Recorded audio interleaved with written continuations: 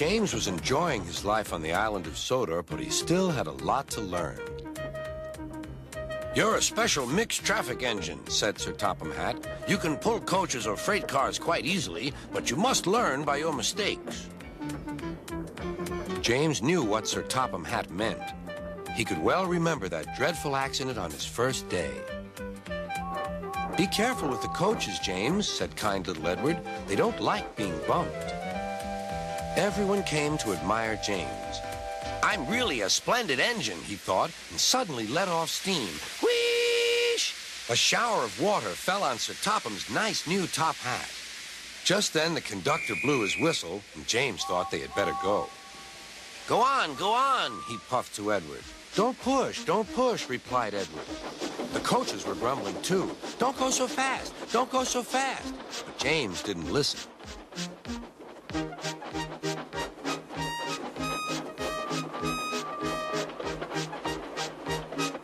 When at last they stopped at the next station, 2 coaches were beyond the platform.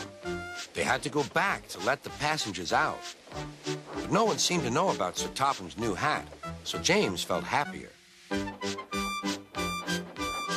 Presently, they came to the station where Thomas was waiting with his 2 coaches. Hello, James, said Thomas. Feeling better? That's good. Oh, that's my conductor's whistle. I must go.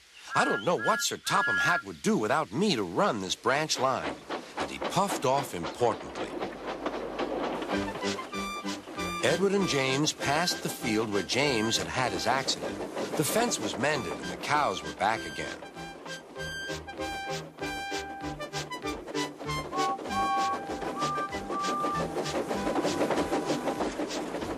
They ended their journey and rested before setting off for home. James was still wondering what Sir Topham would have to say about his new hat.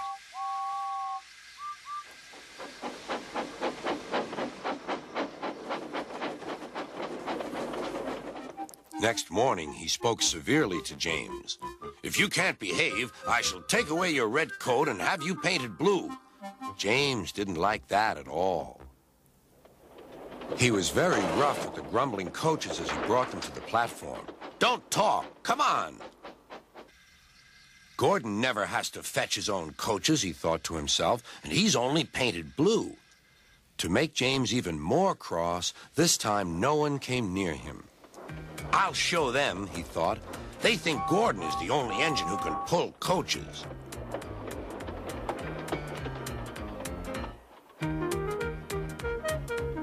Hurry, hurry, hurry, puffed James. You're going too fast, replied the coaches. James laughed and tried to go faster, but the coaches wouldn't let him. We're going to stop, we're going to stop.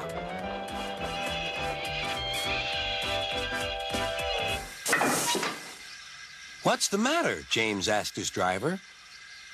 The brakes are on. Leak in the pipe, most likely. You've banged the coaches enough to make a leak in anything. How shall we mend it? Said the conductor. We'll do it with newspaper and a leather bootlace, replied the driver. Well, where is the bootlace coming from? Asked the conductor. Ask the passengers, said the driver. You have a leather bootlace there, said the conductor to a smartly dressed man. Please give it to me. I won't. Then I'm afraid the train will just stop where it is. The passengers all said what a bad railway it was. Then they told the man how bad he was instead. Everyone was very cross. At last, he handed his laces over. The driver tied a pad of newspaper tightly round the hole in the brake pipe, and James was able to pull the train.